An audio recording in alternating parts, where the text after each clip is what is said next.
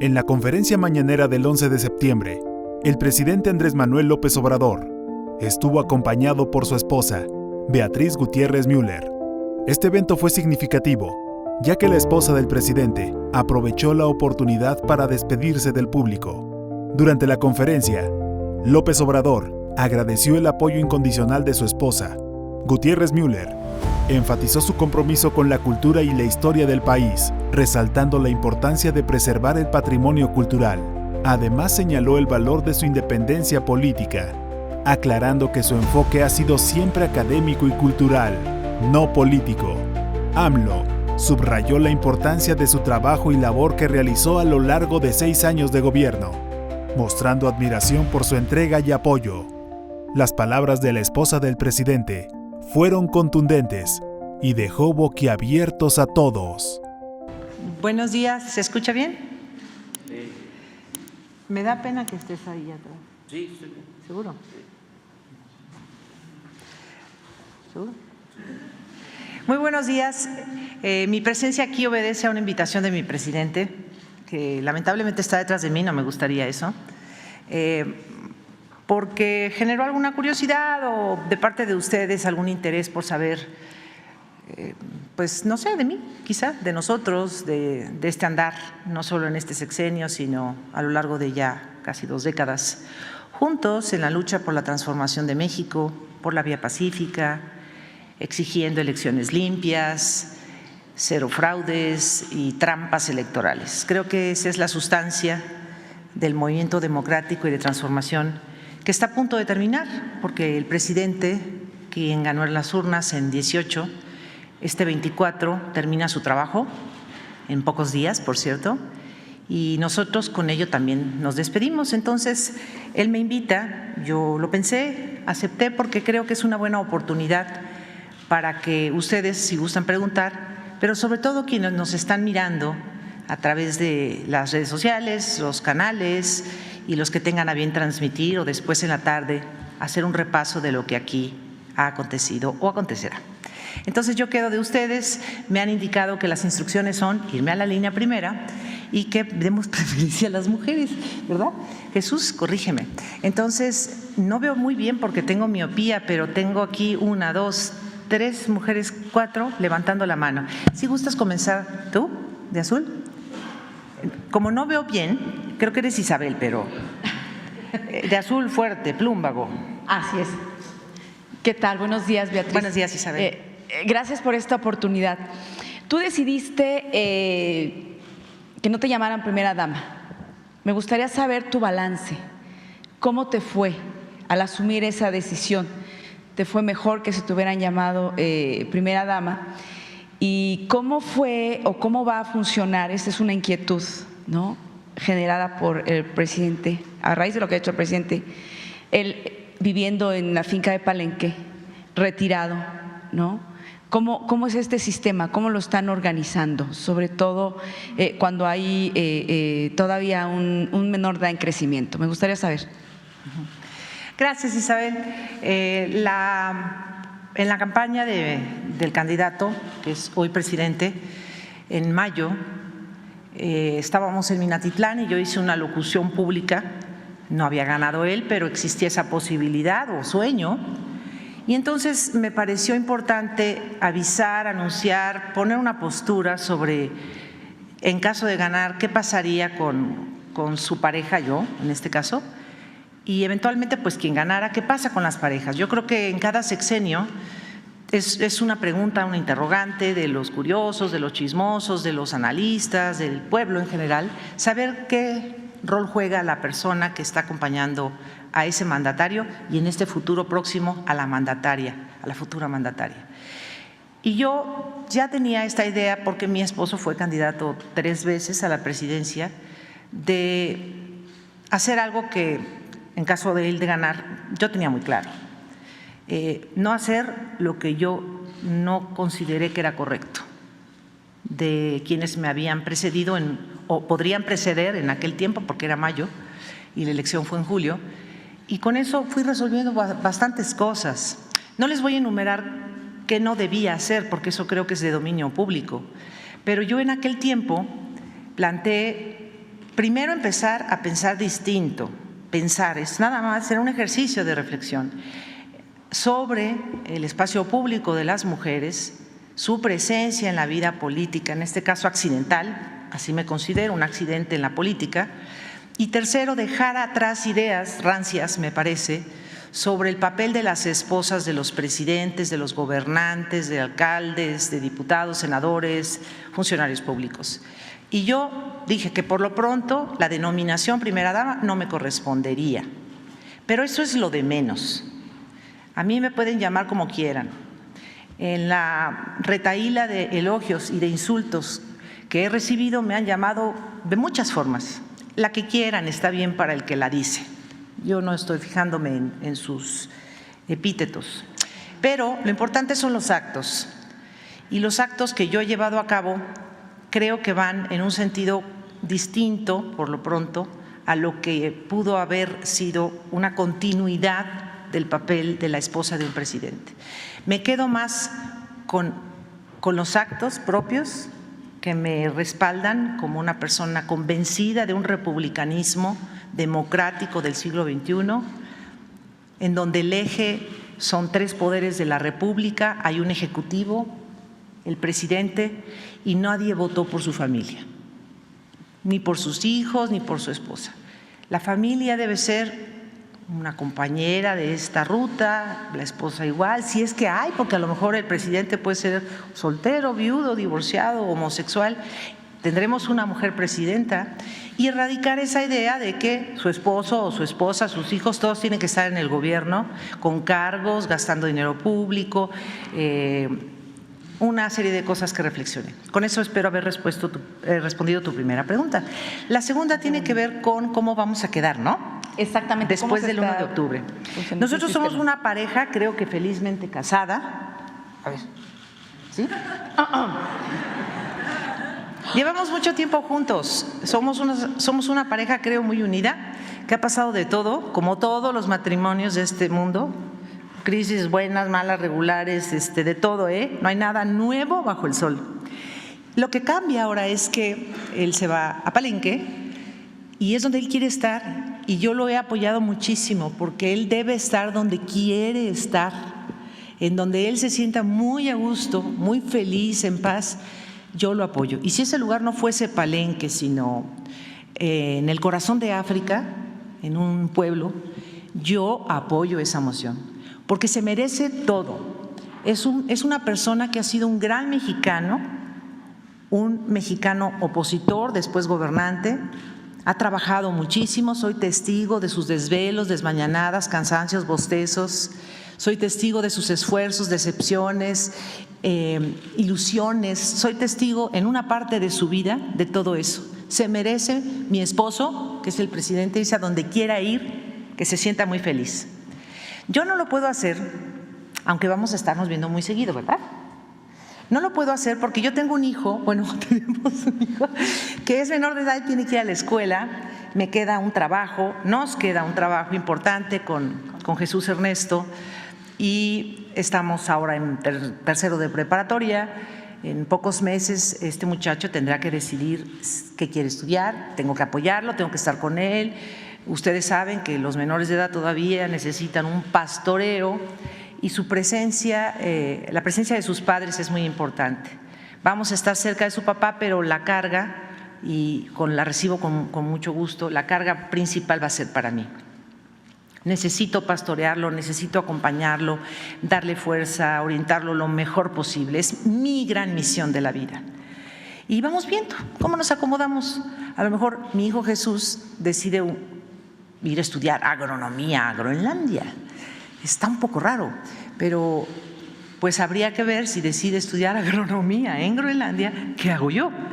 Yo voy, miren, muy simple, yo voy al día. Tengo sueños a largo plazo, pero voy cada día, cada día. Eso es algo que he aprendido aquí. Rápidamente, ¿le llama la atención la política? No. Bueno, sí, en un sentido de informarme, tener una opinión, una postura, pero si tú te refieres a participar en postulación de cargos públicos, no. ¿A Jesús Ernesto? No sé, la verdad. Yo creo que es un chavo como todos los hijos de mi esposo, algunos ya no son tan chavos, pero pues todos han sido formados, y yo misma, en un ambiente altamente político y politizado. Es el tema de muchas sobremesas. Yo me considero muy informada, politizada, tomo partido, me comprometo. No está en mis planes la postulación a ningún cargo público. Lo vengo diciendo desde hace mucho, no es la nota de hoy, revisen qué he dicho en años anteriores. No tiene por qué ser así. Incluso no creo que la genealogía familiar nos lleve a todos a ser médicos, o porque el abuelo era arquitecto, todos eran arquitectos. No. Yo ya, mi cuota de participación política social, me dice él que ya la pagué, y yo me siento muy satisfecha, aunque no sea postulada y no pretenda. Esto no quiere decir que no cambie de parecer, en un sentido de que acepto que nunca hay que decir nunca, pero al día de hoy, en este momento, a esta hora, 7:45 de la mañana del 11 de septiembre, mi respuesta es no. Gracias, Beatriz. De nada. A ver, ¿tú? Muchísimas gracias. Muy buenos días, doctora. Buenos días, señor presidente. Janet Galindo, de Grupo Transmedia La Chispa. Doctora Müller, lo que a mí en particular me interesa es sobre todo el trabajo que usted realizó durante esta administración, el apoyo que se le dio a la administración con la recuperación de tantas piezas arqueológicas. ¿Cómo fue este trabajo? ¿Cómo fue que se involucró? ¿Cuántas piezas en algún momento dado se llegaron a recuperar? ¿Y de dónde fue donde más trabajo les llegó a costar esta recuperación? La recuperación de la memoria histórica, que no solo incluye las piezas arqueológicas, la defensa del patrimonio histórico y cultural de México, que es inmenso y que sostiene la grandeza de México no solo en el siglo XXI, sino desde tiempos antes de nuestra era, como le llaman, o antes de Cristo, es muy obvio, es evidente. Yo creo que ya existían esfuerzos desde Porfirio Díaz, incluso, por hacer este trabajo de recuperación. En algunos gobiernos subió la intención, en otros bajó. El neoliberalismo anuló incluso esta posibilidad. ¿Qué andan buscando en papeles viejos y hurgando en perritos de Colima? ¿Qué relevancia tiene? Pero ahora hay una reivindicación de todo eso que explica, tanto de manera inmaterial como material, de dónde viene esa grandeza de este país. Y el gobierno actual, encabezado por nuestro presidente, ha hecho un esfuerzo inaudito, que tiene pocos precedentes. Lo van a explicar, por cierto, el día 23, quienes van a exponer ante ustedes todo ese trabajo, que no solo incluye las piezas arqueológicas, es mucho más que eso. ¿De qué manera ayudé yo? De la que me fue posible, siempre en el marco de mis capacidades, mis tiempos, en el marco de la ley, en el marco de sus autorizaciones. Creo que en general nunca procedí por mi cuenta, siempre pregunté antes a él qué podía yo hacer en su nombre, o, por ejemplo, hablar con alguien de, no sé, del INAH y decirle, oye, ayúdanos a acelerar un poco, recoger, por ejemplo, un ángel aquí en la Catedral Metropolitana, era una escultura que se cayó en el sismo, retirarlo para que puedan pasar los trabajadores que van a arreglar las cúpulas, cosas así, pero siempre con su permiso. A ver. Perdón, ¿querías hacer otra? ¿Tienes derecho a dos? Venga. Sí, ¿hay algo pendiente, algún trabajo que haya quedado pendiente en todo este proceso que usted tuvo, doctora? Pues sí, tenemos un pendiente de lo que ha contribuido, cooperado, que es finalmente identificar el cuerpo del general José María Dionisio Melo. Él fue un presidente de Colombia. Fue discípulo primero de Simón Bolívar. A la muerte de él ingresa a la política colombiana y por razones de sus propias pugnas internas muy características de toda América Latina en el 19, él llega a ser presidente, pero lo derrocan y luego él participa en el derrocamiento de otro, hay purgas internas y él escapa a México.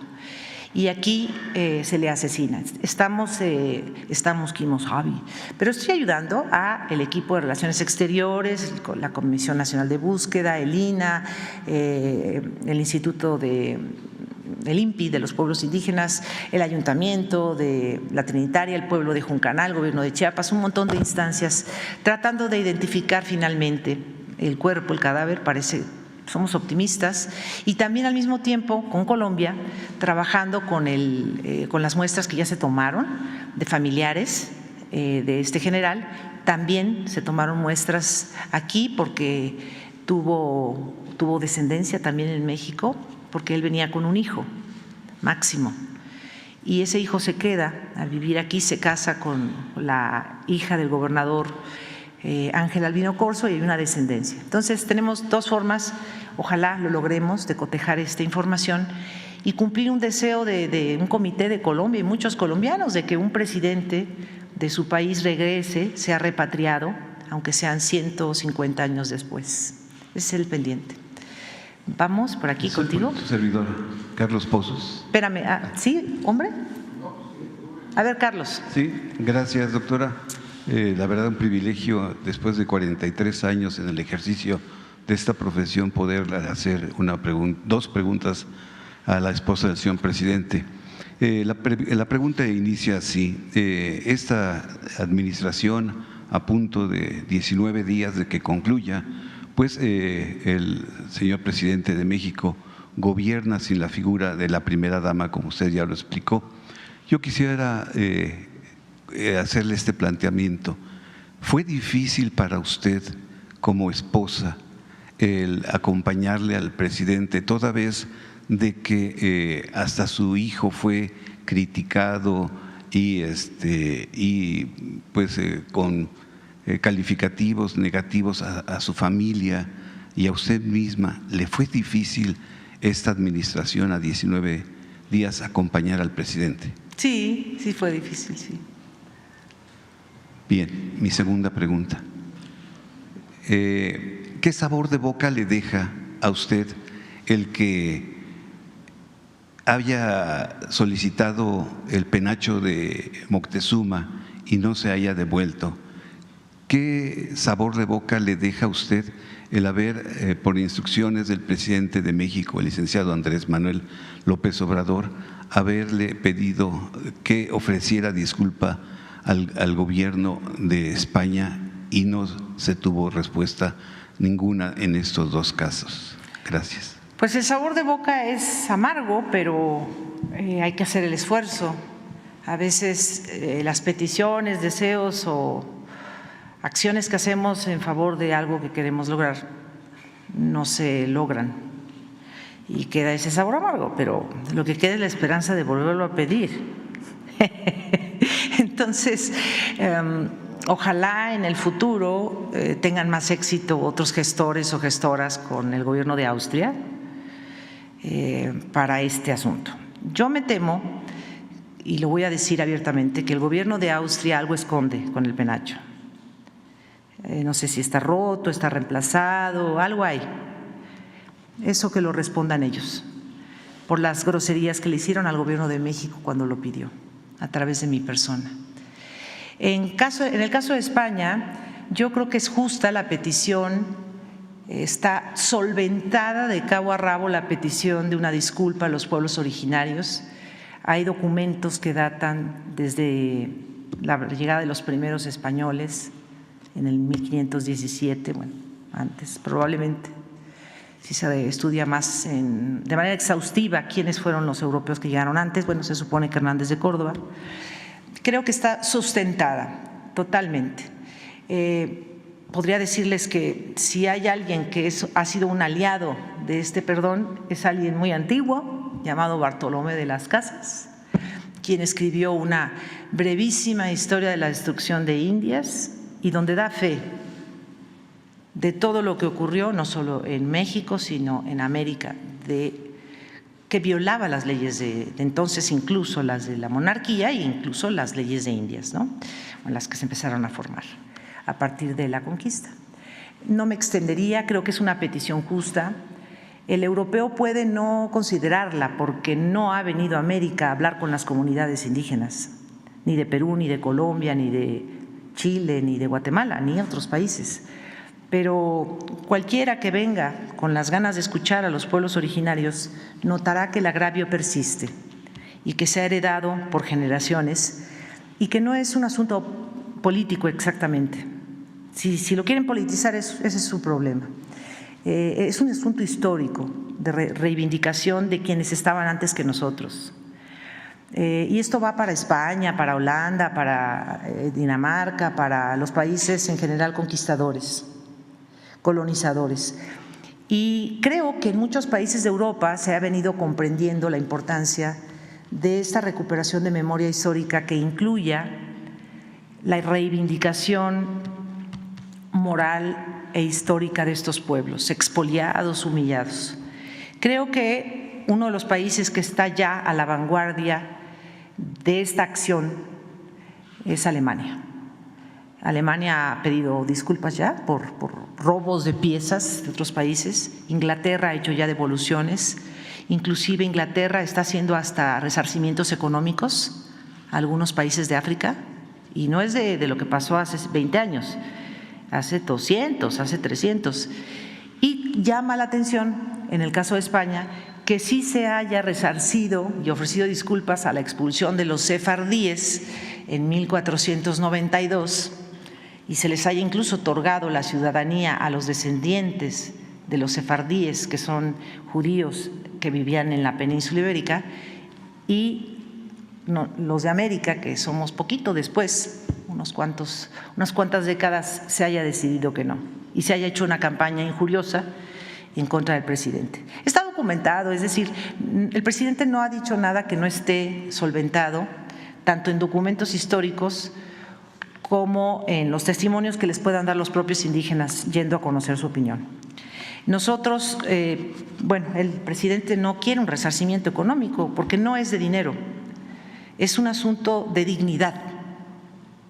Y yo creo que cuando se ofrecen disculpas se dignifican las dos partes, el que las da y el que las recibe. Todos nos podemos equivocar. Yo no estoy diciendo que ningún monarca europeo de hoy o algún gobierno de hoy europeo o de otras latitudes tenga la culpa de lo que pasó hace 200 años. Pero si hoy esa persona ostenta un cargo y está en su papel dignificar o ayudar a la dignificación y al resarcimiento moral y a otorgar ese valor que tienen, en este caso, los pueblos originarios de África, de Oceanía, de América, hará muy bien, es noble. De nada. A ver, de tú. Acá, tú de azul. Es que todos vienen de azul, ¿verdad? Gracias, doctora. Juárez, de Cilinea MX. Doctora, ¿cuál fue el mayor reto al que se enfrentó? Hace unos minutos le decía a mi compañero que fue difícil sobrellevar estos ataques contra su hijo, pero como mamá, como esposa, ¿cómo sobrellevó, cómo le hizo para aguantar estos ataques? Pues la verdad no es la principal de mis agobios. Mi principal agobio es que yo no soy una persona pública por deseo. Creo que ese fue mi principal reto. No quiero ser pública, nunca en mi vida, a mi edad, me he propuesto ser pública y para mí fue muy difícil estar siendo retratada, auscultada, difamada, aplaudida. No sé, yo no pretendo eso, no me lo tengo como objetivo. Vamos a decirlo así y lo confieso, yo tengo pánico escénico. Lo he logrado manejar mucho, con la ayuda de mi esposo, por cierto, pero no he pretendido. Yo es un trauma que tengo, trauma hacia el estilo Sigmund Freud, que tengo como desde los 15 años, por un evento que me pasó. Y lo he logrado remontar. Mucha gente me dice, no se te nota. Y yo les contesto, pues sí, porque lo trabajo en mi mente. Pero yo no me rentaría para ser persona pública. Eso va pegado a lo otro, al volverte persona pública, incluso contra mi propia voluntad. El tema de que anden hablando que si camino chueco, que si mi hijo no sé cuánto, pues es molesto, pero también se va aprendiendo a untarse mantequilla en el cuerpo y a que esas cosas vayan resbalando. Gracias, doctora. Y como mujer, ¿cómo siente que en unos días pues una mujer sucederá a su esposo como presidenta de México? ¿Qué opinión tiene sobre la doctora Claudia Sheinbaum? ¿Qué siente usted? ¡Qué bien! Es un gran acierto del pueblo de México. A mí me gusta porque el pueblo de México, al votar el 2 de junio, demostró que le es indiferente si el mandatario es hombre o es mujer. Y eso habla de un nivel de evolución superior al que ustedes imaginan. Qué bueno que en México ya no se tenga que votar por alguien que está bonita o feo, o está gordo o está delgadito y parece Barbie. Eso ya es secundario. Y si es Claudia u otra mujer, vamos a suponer un escenario distinto, se votó por las habilidades, por las capacidades, por las propuestas, sin tomar en cuenta el sexo o la orientación sexual. Porque incluso en México, bueno, pues a cómo vamos, puede ya existir un presidente en el futuro que sea homosexual. ¿Por qué no? Porque lo que importa no es qué hacen las noches el señor o la señora. Lo que importa es qué compromisos adquiere con el pueblo de México y que los cumpla. Y eso es lo importante. Sobre en particular ella, estoy muy contenta porque la conozco y aunque no la conociera, creo que al escucharla, al percibir lo que ella expresa y cómo lo expresa, a mí me da mucha confianza. Yo creo que ella viene también de la lucha democrática y por la justicia en México, y lo que va a hacer ella es ser congruente, seguramente. Me alegra mucho porque también en mayo del 2018, cuando propuse desterrar la idea de la primera dama, también dije que las mujeres sabemos decir y hacer las cosas de manera diferente. Y yo creo que ella, por ser mujer, nos va a ratificar eso. No es que yo sea originaria en la propuesta, pero somos nosotras, aquí Isabel, aquí están varias mujeres, nosotras lo hacemos distinto. No es mejor o peor, lo hacemos distinto. Y eso va a ser muy emocionante de ver. Y le deseo todo el éxito. Como escribí en una publicación, yo seré para ella como presidenta una leal escudera. Gracias. A ver, tú. Gracias. Buenos días. Shaila Rosagel, corresponsal del Grupo Gili, El Imparcial de Sonora, La Crónica de Mexicali y Frontera de Tijuana. Preguntarle cuál es el balance que hace de estos 6 años del gobierno de su esposo, el presidente AMLO. Es en un primer punto. Y también preguntarle en qué aspecto se considera se debe de seguir trabajando para que México avance más. Bien, pues mi balance lo dividiría en 2 partes, en lo material y en lo inmaterial. Lo material ya lo conocen, aquí se informa, es una obligación de un ejecutivo, de un diputado, de un juez, de un ministro, informar, rendir cuentas. Y él ya ha hablado aquí mucho sobre trenes, carreteras, caminos, ya lo saben. Yo me voy a referir a lo inmaterial, es decir, lo que no tiene precio, lo que no necesariamente se tiene que gastar en monetario. El trabajo que el presidente nos deja es formidable desde mi punto de vista por su valor moral y por la gran cauda de valores que nos deja como mexicanos. Por ejemplo, el de la perseverancia. El que quiere algo en la vida realmente va a caer una vez, se levantará, una segunda, una tercera, una enésima caída y se levantará para lograr su sueño, su meta, su utopía. Eso creo que es algo que él nos ha enseñado con creces. La segunda cosa inmaterial que ponderaría es el valor que nos ha vuelto a dar a los mexicanos. El pueblo de México es lo más valioso de este país. Somos el país. Si nuestro territorio es muy chiquito o muy grande, es lo de menos. Cada habitante de este país, cada mexicano y cada mexicana es valioso, es grandioso. Y esta reivindicación no solo de los indígenas mexicanos, sino de todos los que hoy estamos aquí habitando este territorio, y el valor y la fuerza que nos ha dado para defender nuestras posturas, expresarnos libremente y demás derechos que tenemos, lo considero algo sumamente valioso. Nos ha devuelto el poder. Nos ha devuelto el poder. El poder radica en el pueblo, dice la Constitución, y creo que él lo ha hecho valer. Y la tercera es su buen humor.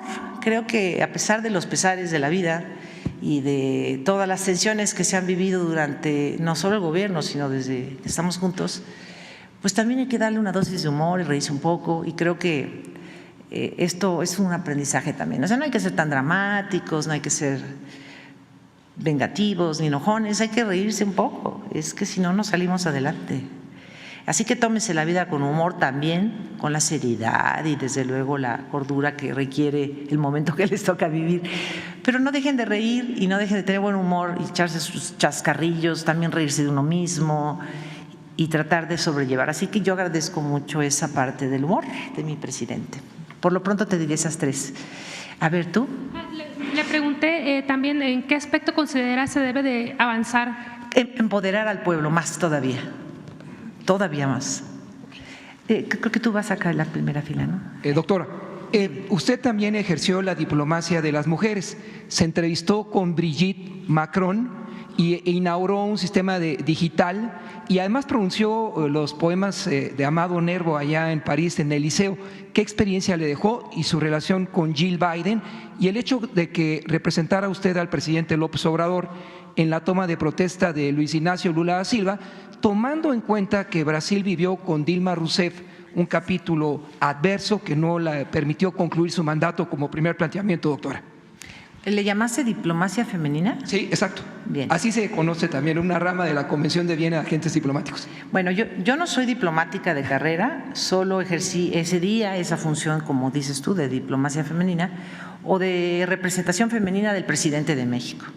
Todas esas representaciones fueron porque él así lo consideró, como pudo considerarte a ti para representar al gobierno en Brasil. Él decidió en ese caso que yo lo hiciera. Por ejemplo, lo del penacho de Moctezuma, pues no sé, porque a lo mejor yo conozco del tema, porque él quería mandar un recado personal, y todas esas experiencias fueron pues desde luego muy enriquecedoras, ¿no? Yo me llevo de esas experiencias de diplomacia femenina, como le llamas tú, pues muchos aprendizajes. Por ejemplo, cómo funcionan los poderes en otros países, algo que por decir me impactó mucho en general en estas visitas, no en Francia, en general es la presencia de cristos en el Parlamento o en los congresos, ¿no?, donde tomaban protesta. Esto en México es una cosa inverosímil. No hay símbolos religiosos ni en la Cámara de Diputados, ni en la de senadores, ni aquí en la mañanera, ni en el Poder Judicial. Es el Estado laico en su plenitud. Eso, por ejemplo, me llamó la atención. Son aprendizajes que yo me llevo. Finalmente, doctora, usted cubrió un espacio en la vida emotiva del señor presidente porque él sufrió la pérdida de quien la antecedió, doña Rocío Beltrán. Así es. Estuvimos incluso cuando fueron las exequias de ella. ¿Cómo cubrió la expectativa humana, los sentimientos y sobre todo el momento de una derrota como fue el 2012, con fraude electoral o no, del licenciado Andrés Manuel López Obrador? A ver, si precisas tu pregunta porque me hablas de… Sí, no, primero… ¿De una década de diferencia? No, claro. ¿Cómo cubrió usted la expectativa emocional, sentimental, humana del ser abatido por el dolor de la pérdida de la compañera que estuvo con él en una primera etapa de su vida y en la segunda etapa usted lo acompañó ya en los temas políticos como el 2012 con la derrota? Pues yo creo que él te la debe de contestar, porque es una pregunta de cómo cubrir la emotividad de una pareja. Pues él… ¿Tú quieres contestar? Pues yo nomás lo he querido mucho. ¿Cómo lo…? Bueno, nada más, no se podría dirigir un movimiento de transformación sin el apoyo de una compañera.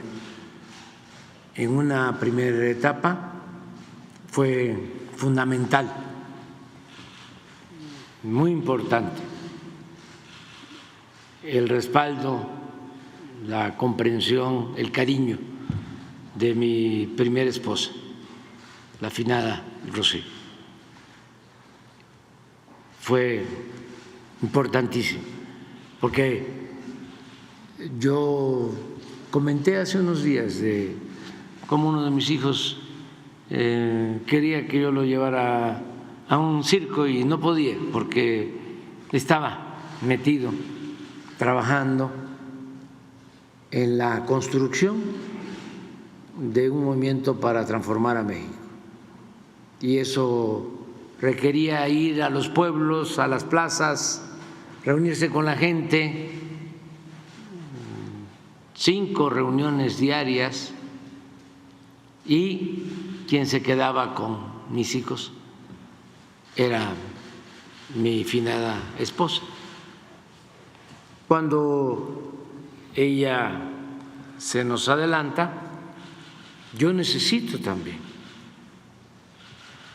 una compañera, porque la lucha sigue, la lucha continúa y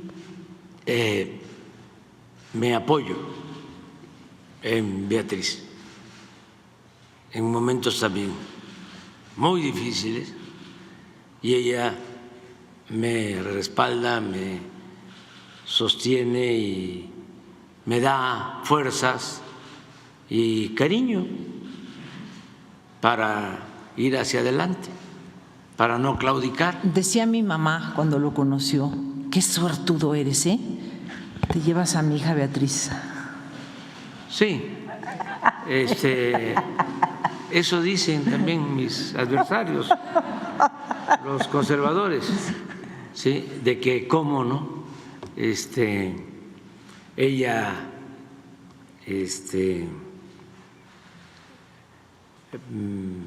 se enamoró de mí porque está bastante enamorada. Dice, pero ¿cómo? ¿No? ¡Qué barbaridad! ¡Qué barbaridad! Ella, ¿no? Tan delicada, tan exquisita, estudiosa, ¿no? Doctora. Uy. ¿En qué? ¿Doctora en ciencias ocultas o qué? No, en literatura. O sea, para un mazorral de Tepetitán, Macuspana, Tabasco, indio patarrajada. Está guapo el indio patarrajada, ¿eh? Pero fue fundamental el apoyo, es hasta ahora. No, y esto y después sucede en todas las familias, en todas las familias. Yo siempre he dicho que la principal institución de seguridad social en México es la familia.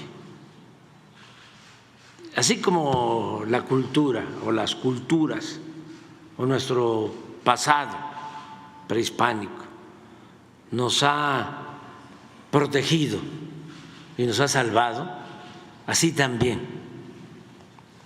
nuestras familias nos han ayudado a salir adelante y han evitado la descomposición social en nuestro país, porque la familia mexicana es muy fraterna, es muy solidaria. Si le va mal a un miembro de la familia, acuden en su apoyo otros. Y lo que siempre hemos hablado aquí, y hay que seguirlo comentando. Los hijos, el que no abandonemos esa extraordinaria, bella costumbre de que nuestros hijos están siempre con nosotros y que, con todo respeto para lo que sucede en otros lugares, en otros países, no se establezca el que apenas están terminando la adolescencia y ya se tienen que ir. Ahuequen el ala, vean qué hacen. Que eso es lo que queremos hacer con Jesús, estarlo acompañando. El tiempo que sea. El tiempo que Pero sea. así sucede en nuestras familias. Y eso es muy importante, porque no se debe de permitir el vacío, el desamor en los hijos, en los jóvenes. Ellos siempre deben de tener la seguridad de que se les quiere, siempre. Y no decir, a ver, ya tú eres independiente y nos vemos si acaso una vez al año. Ay, no. Sí, así no, pasa en algunos lugares. ¿Y qué sucede? Pues que esa falta de cariño, de amor, genera vacíos que quieren llenarse, ¿sí?, o se pretenden llenar esos vacíos con la droga, ¿sí?, y esa felicidad es momentánea, es transitoria, se convierte en infelicidad. Entonces, ¿por qué no hay? Esto es importantísimo. ¿Por qué no hay tanta adicción en México a las drogas? Porque hay mamás que estamos… Por la familia. Y papás también. Por la familia. O sea, eso lo tenemos que cuidar mucho. Porque sí, puede haber siembra como hay, no vamos a tapar el sol con un dedo, de marihuana, amapola, laboratorios donde se hacen drogas químicas, tráfico, pero no consumo, o no el consumo que se tiene en otras partes. Si a nosotros, además de esto que tenemos que combatir, el que se siembren los plantíos de marihuana, que se tengan laboratorios para hacer los químicos, que tenemos que seguir combatiendo. Pero si además de eso crece el narcomenudeo y crece el consumo, entonces sí viviríamos en una situación muy grave, mucho más difícil que la que enfrentamos. Entonces, son instituciones que debemos de conservar, de cuidar, y es lo que viene del pasado profundo, del México profundo. Por eso a mí me molesta mucho el clasismo y muchísimo más el racismo, porque es continuar sometiendo el valor de las grandes civilizaciones que florecieron en México antes, muchísimo antes de la llegada de los europeos. Y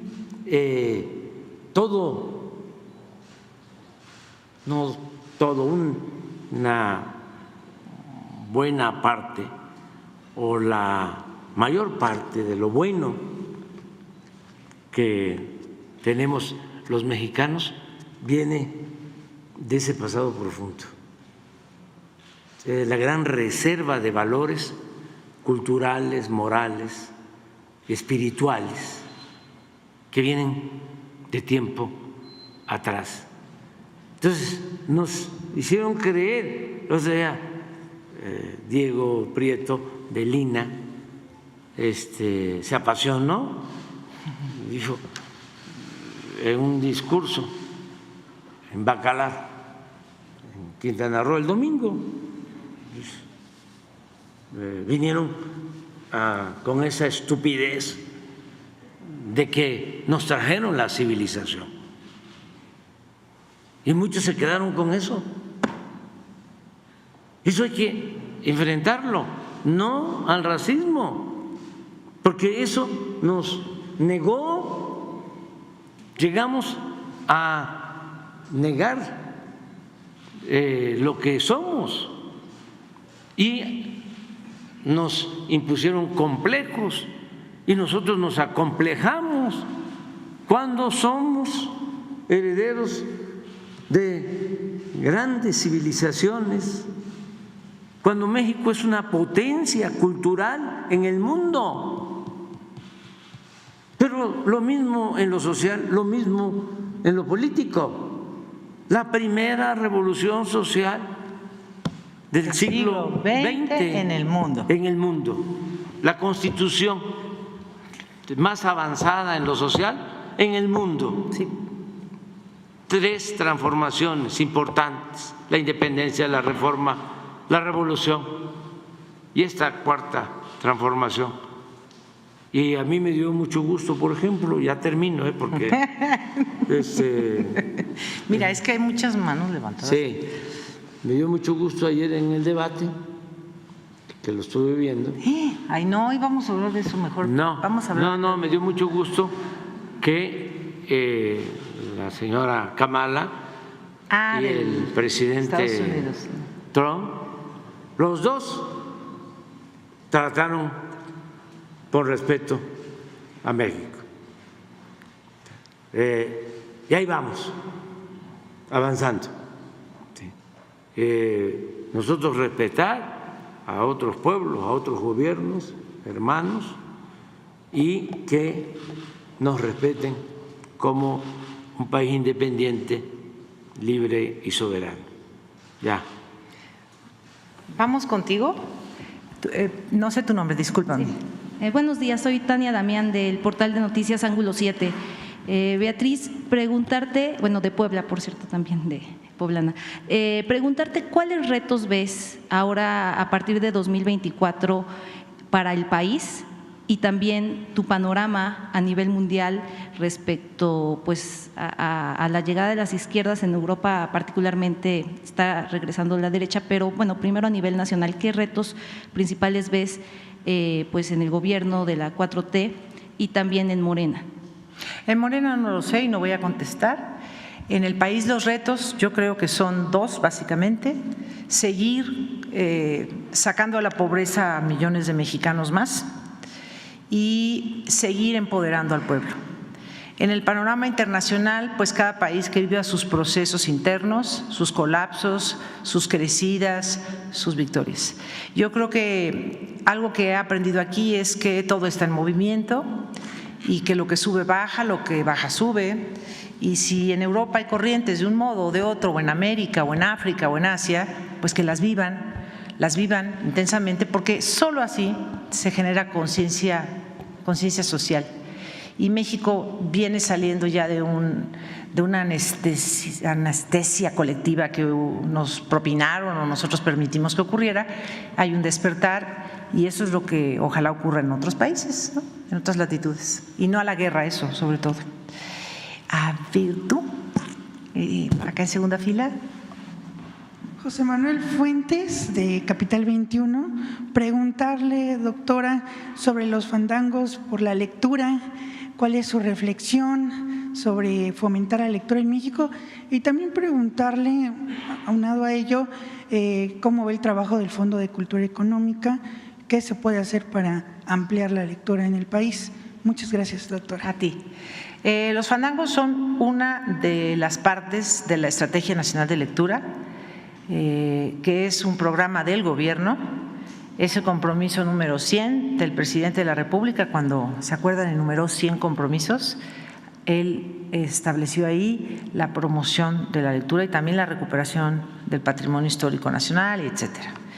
Los fandangos entonces fueron, digamos que el elemento público, festivo, pero atrás de ese fandango hubo un trabajo con estudiantes de secundaria y pienso que fue fructífero, tanto el trabajo interno que no vieron ustedes, pero el que sí ocurrió dentro de las escuelas.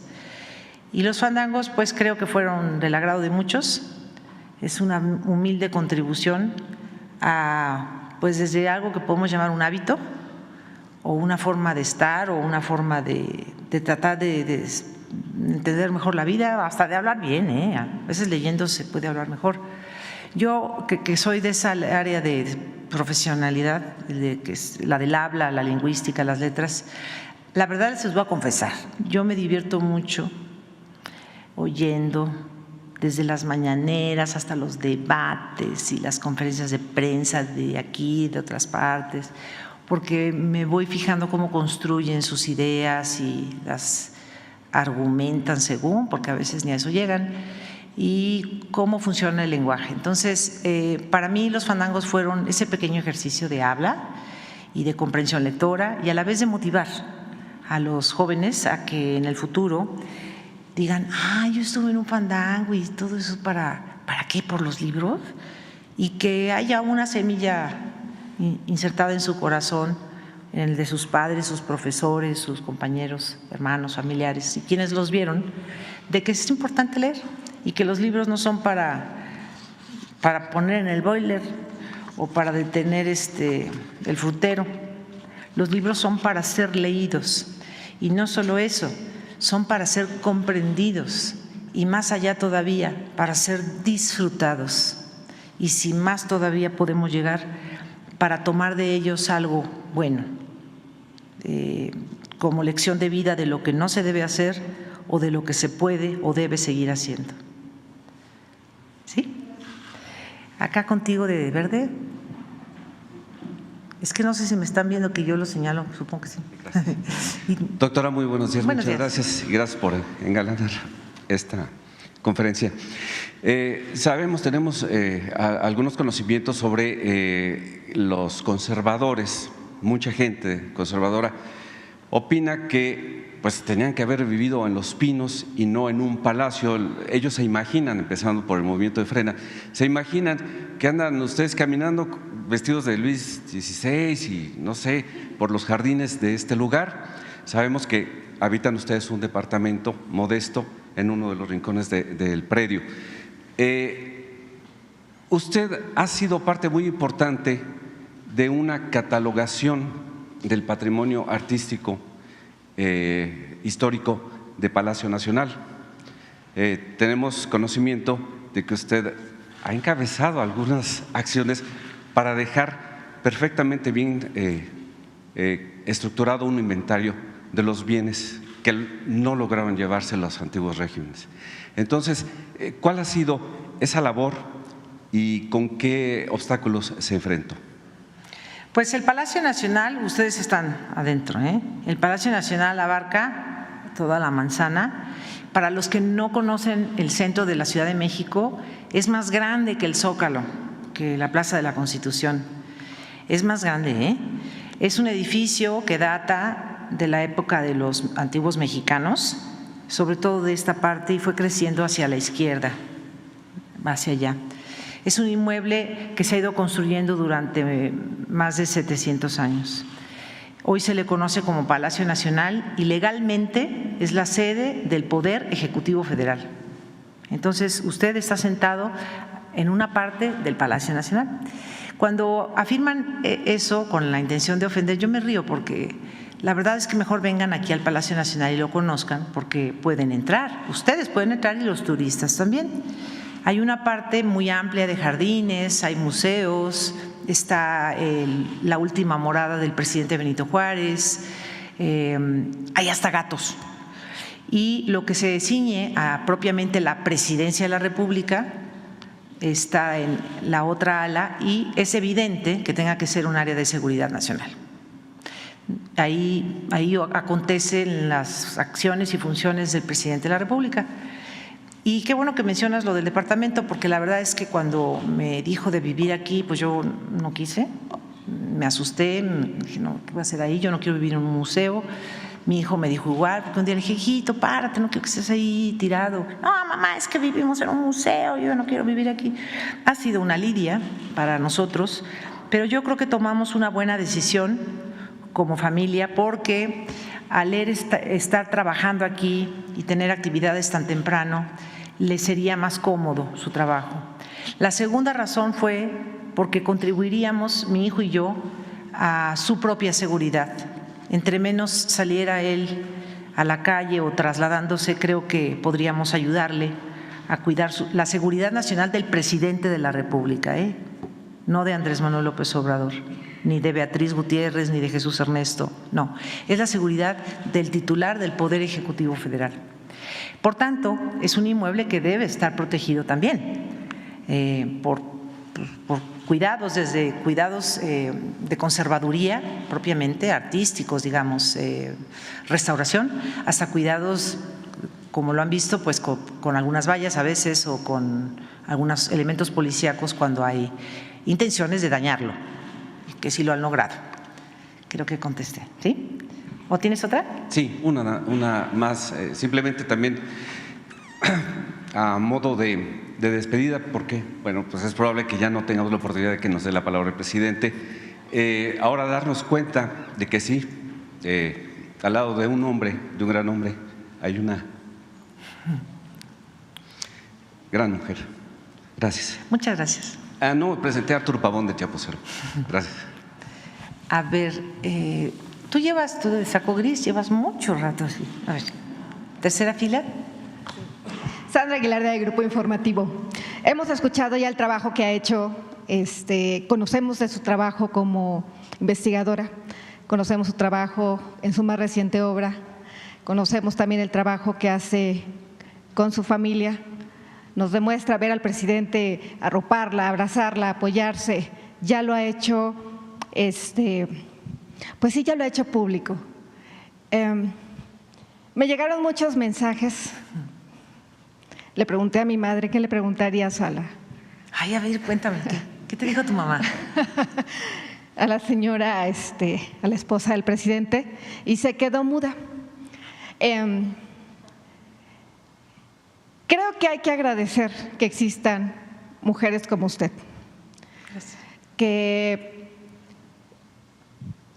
representen a esa familia, a esos valores, que tengan esa sostén como pareja con una pregunta tan incómoda como la que hicieron o la que hizo uno de mis compañeros.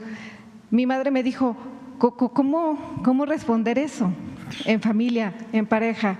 Y pues reconocerle que existan, insisto, mujeres como usted que nos alienten a mujeres como nosotras, muchas que somos madres, somos periodistas, atendemos a nuestros hijos y entender que desde nuestra trinchera también podemos, ¿por qué no?, pensar como usted, aspirar como usted. Y pues ya dijo que le intimida mucho el hablar en público, el estar… Ser pública. O ser pública. Yo no quiero ser pública. Exactamente, y aún así, pues tomó ese papel tan importante. Pues sí, porque no tenía remedio. Mira, yo antes de que, cuando ya había ganado mi presidente, voy a hacer otra confesión. Cuando había ganado mi presidente, yo recordé que salió por ahí antes, en el 2018, no sé si es el presidente o el primer ministro o el emperador de Japón, y salió en público a responder algo que inquietaba al pueblo japonés. Disculpen que no dé detalles porque no sé si ocurrió hace mucho o hace muy poco. A decir que su esposa no iba a salir a eventos públicos porque estaba enferma, que ella no podía salir porque estaba enferma, pero que quería mucho a los japoneses. Y luego señaló que tenía depresión o que padecía de nervios. Y yo dije, pues yo de ahí me voy a agarrar. Yo voy a decir, yo quiero mucho al pueblo de México, yo quiero mucho a mi esposo, quiero mucho ayudar, pero no tengo la capacidad temperamental para hacerlo. Y cuando vino todo esto de que él fue electo y tomó posesión, la verdad es que dije, no puede ser así, Beatriz, tienes que hacer un esfuerzo para poder enfrentar tus propios miedos. Y ayúdate, que Dios te ayudará. Y vaya, pues he hecho un trabajo interior de fortalecimiento. No soy una persona débil, quiero aclararlo, soy una persona fuerte, pero había que hacer para mí un trabajo interior de fortalecimiento para enfrentar públicos. Creo que lo he logrado sobrellevar. No quiere decir que en el futuro yo ya desee seguir ese camino. Yo espero retirarme para volver a como estaba yo antes, tan tranquila, y no tener que hacer esfuerzos con muchas personas públicas, que por cierto las admiro, cantantes, políticos, mujeres, hombres, futbolistas que tienen que salir al público y decir lo que hacen, y hasta los regañan a los árbitros, y este árbitro tal por cual, y este futbolista es un tonto porque no metió el gol. Los admiro. Incluso en México admiro a los políticos hasta de oposición porque salen a decir, aunque lo digan mal o bien, con todas sus flaquezas o fortalezas, los admiro porque dan la cara, explican. Me caen mejor que los que no lo dicen, es decir, que hacen cosas clandestinas. los admiro mucho, la verdad, porque se necesita fuerza, lo hagan bien o mal, para dar la cara. Y a mí me interrogó mi ser sobre ese dar la cara y dije, pues no puedo decir que tengo nervios y que tengo depresión, porque yo no tengo depresión. Entonces dije, bueno, voy a trabajar conmigo, con mi fortaleza pública, espiritual o social, y creo que avancé mucho. Eso no quiere decir que yo ahora me voy a seguir de largo. No, me ha costado mucho. Y él es testigo de lo que yo les digo. Yo creo más bien que voy a regresar a tener menos exigencias conmigo misma con relación a estos públicos. Desde luego, yo soy académica, ya lo saben, aquí la compañera de la UAP, Ana Elizabeth García Vilchis, ya dijo que soy profesora de la UAP. Yo tengo que enfrentar públicos, pero son otros, ¿no? Son alumnos, son conferencias, congresos, pues eso es para mí otra cosa. Es hablar de mis temas. Aquí ustedes no me van a preguntar de mis temas profesionales, pero cuando nosotros vamos a congresos que son 10, 15 personas, nos damos el vuelo de hablar de lo que nosotros queremos explicar desde el punto de vista académico. Y salúdame mucho a tu mamá y dile que muchas gracias por su comentario y pregunta. Gracias a los dos. Una más, ¿no? ¿De qué lado, Jesús? Una más. Es que son un chorro, mira. A ver, ¿qué tiempo? ¿Son 8:30? Si tú quieres. Allá alguien que acaba de hacer así. ¿Tú de negro? El que estás haciendo así. Tú, exacto, tú. Señor presidente, con la venia. Señora Beatriz Gutiérrez Müller, con la venia. Me brinca un dato. Usted como historiadora no creo que se vaya a quedar quieta. Soy de letras, ¿eh? De letras. Aclaración. Ajá. Y en base a eso, ¿ha recibido, son dos preguntas, ¿ha recibido alguna invitación de la actual presidenta electa Claudia Sheinbaum Pardo para pues formar parte del equipo de cultura? No. ¿No le gustaría? No. Y una segunda, ha estado a lo largo de pues algunos años, parte de su vida, gran parte de su vida, junto a un hombre que ha sido un luchador social, ha sido un guerrero en la política, el primer presidente de la República en tiempos contemporáneos que ha roto paradigmas, ha formado prácticamente o ha hecho una línea de la historia moderna de nuestro país en la política. ¿Tiene en mente escribir algo sobre su pareja en algún momento, sobre la historia de nuestro país contemporánea, donde él sea prácticamente el actor intelectual en la política moderna de nuestro país? Pues él no quiere, yo tampoco, pero ya vuelvo a decir, nunca hay que decir nunca, la vida da muchas vueltas. Sí te puedo decir que soy escritora, además de académica, y que tengo muchas cosas en mi computadora que me gustaría publicar, novelas, cuentos, ensayos, y me voy a abocar a eso. Están terminados, solamente necesito corregir cosas, actualizar y publicar. No sé, tengo 10 inéditos en mi computadora. Entonces, para que lleguemos a eso que dices, esa parte que mencionas, pues falta. No lo creo. Pero sí escribo todo el tiempo, eso es cierto. Gracias. A ti. A ver, ¿tú de verde? Acá. Gracias, muy buenos días a todas y a todos. Liliana Noble de Pulso Saludable. Beatriz, yo quisiera preguntarle, mucho se ha hablado de que las mujeres hoy somos más visibles, recién electa la doctora Claudia Sheinbaum. En mi particular punto de vista, creo que las mujeres siempre hemos sido visibles. ¿Qué opinión le merece esta concepción al respecto? Y también me gustaría conocer cuál es su opinión acerca del trabajo que ha realizado el DIF, la directora general del DIF, Nuria Fernández Espresate.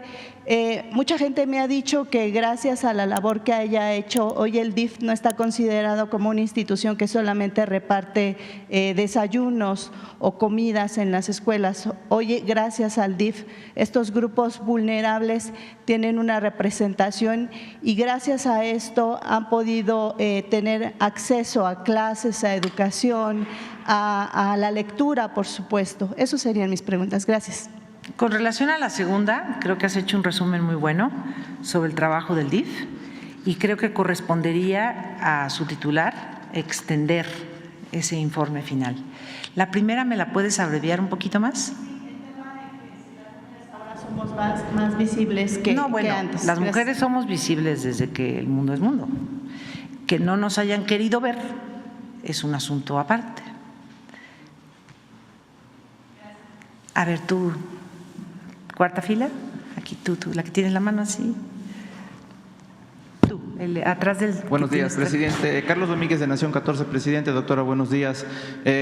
Más que una pregunta, doctora, pedirle que si nos puede comentar algo de lo mejor que le ha dejado ser la esposa del presidente Andrés Manuel López Obrador. Lo mejor es que seguimos juntos. Eso es lo mejor. ¿Tú? Muchas gracias, doctora, por esta oportunidad. Pues sí, la verdad, como dice mi compañero, están rompiendo paradigmas. Esta conferencia matutina igual, con ustedes como familia. Y quería yo preguntarle qué mensaje le manda a algunos que tachaban al señor presidente, a su esposo, como misógino, machista. Y bueno, yo hace unas semanas le comentaba que era la primera vez que conocía yo a un presidente que respetaba a su esposa, respetaba a su familia, respetaba a sus hijos. Y bueno, ¿usted qué mensaje le puede mandar? Porque esto es histórico, la verdad, la imagen que ustedes están ahorita proyectando para las familias mexicanas, para el pueblo mexicano, pues está rompiendo paradigmas, por favor. Esa es mi primera pregunta ahorita. Yo creo que todas las personas públicas, por esa razón, están en una vitrina y del que va pasando les pone un calificativo, un adjetivo, un epíteto, un mote, un alias y le dice que es culpable de quién sabe qué cosas. Ese es el riesgo que corren las personas públicas. Y el presidente López Obrador, como el presidente de… no se iba a decir Haití, pero ahí hay primer ministro y creo que ahorita hay un problemita ahí. Pero vaya, cambien de país, de coordenadas geográficas. Es una persona que lamentablemente, bueno, el caso de mujeres presidentas o primeras ministras, que lamentablemente pues por eso sacrifican tanto porque se exponen al público. Y se van a decir de ellos desde antes de Cristo hasta que se acabe el mundo, se van a decir muchas cosas. Antes se decía que eran ladrones y después se dijo que eran misóginos y hace 2 siglos se dijo que eran conservadores y hace 300 años se dijo que eran agiotistas. En fin, no va a cambiar eso. Yo creo que lo importante no es qué calificativos le den al presidente y a su esposa o a su familia, sino qué somos nosotros. Y eso que cada quien le ponga las palabras que desee. La descripción visual o no verbal, somos lo que están viendo. Aquí no hay fingimientos y somos personas que hablamos por nuestros hechos sobre todo, yo en particular, no tanto con las palabras. Sí, y sobre todo que su gabinete pues es paritario también, ¿no? Importante. Y en otro tema, doctora, así muy brevemente, también comentaba el presidente que usted estaba manejando mucho lo de las razas. En lo personal y como grupo aquí en Oro Sólido es un tema que nos interesa muchísimo porque efectivamente todos tenemos talentos, tenemos inteligencias, no importa la raza, todos tenemos muchas posibilidades. Usted, si nos puede brevemente hablar acerca de esto, porque me parece muy importante, como dice el presidente, seguir empoderando al pueblo de México, a los mexicanos y que sepan que son valiosos y bueno, pues sí me gustaría escuchar brevemente, si me hace favor. Muchas gracias. Bueno, no es una pregunta tan personal, pero es una pregunta que te puedo contestar de un modo académico. Desde el siglo XIX comienza un auge en Europa sobre el tema de las razas superiores e inferiores y deriva incluso en la creación hasta de grupos religiosos. Para el siglo XX hay un convencimiento en Europa y en América, por lo menos, de que existen las razas. Y las razas son la amarilla, la morena, la dorada, la de México le llamaban la de bronce, la blanca. Este asunto va complicándose desde un plano retórico hasta uno que termina convirtiendo ya a esta definición de razas como una corriente de pensamiento, es decir, un racismo, tanto a favor de una raza como en contra de otra. Los científicos del siglo XX, viendo las complicaciones que derivaron de etiquetar a personas por su color de piel, tamaño de ojos, de los omóplatos, del crecimiento cerebral, de su altura, de sus movimientos de manos, de una fisiología, se pusieron a estudiar si es posible que exista en el género humano las razas. Y la conclusión al día de hoy es que las razas en el género humano no existen. ¿Pero qué quedó? Quedó el racismo. No hay razas superiores ni inferiores. Busquen a los científicos que lo han hablado.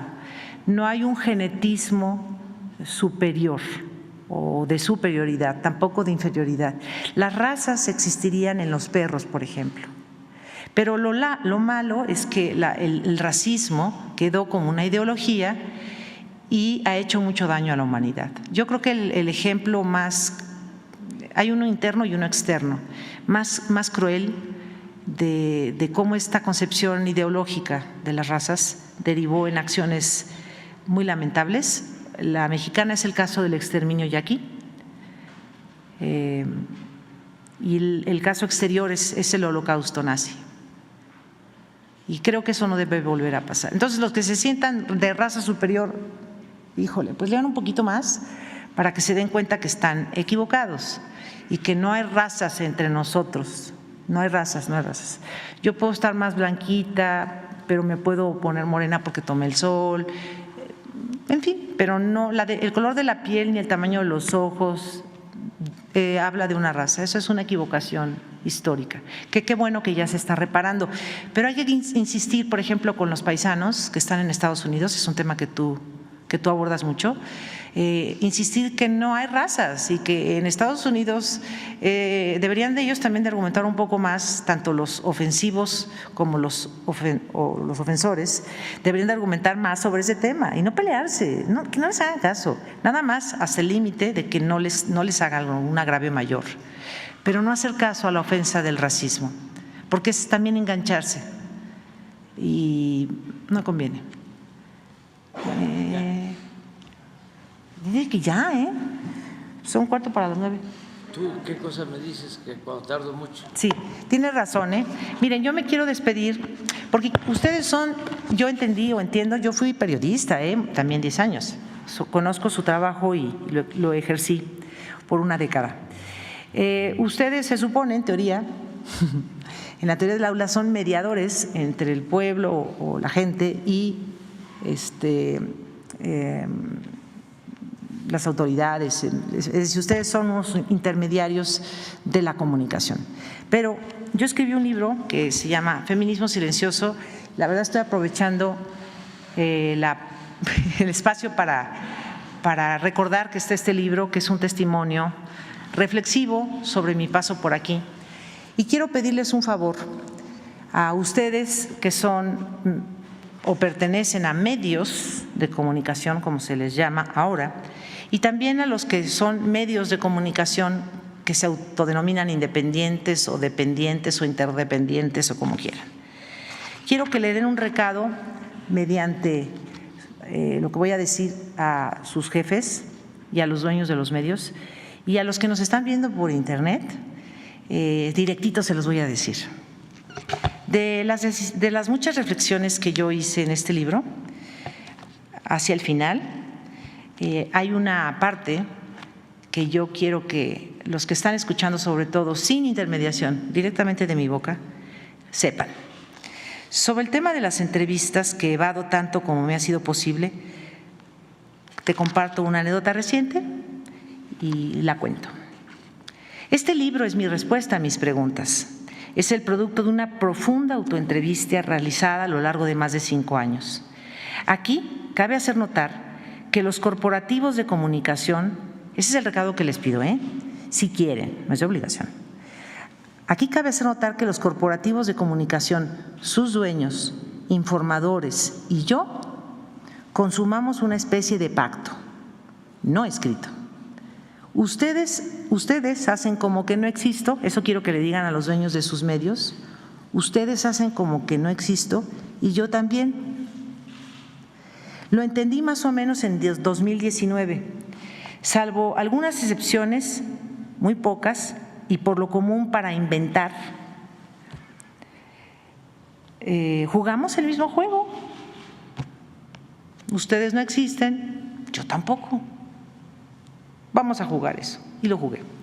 Desde el inicio revelaron que iban a transferir cualquier rostro ligado al presidente a través mío, que crearían todas las falacias posibles porque no gustándoles el nuevo régimen ni el líder, habría que suponer los viejos esquemas.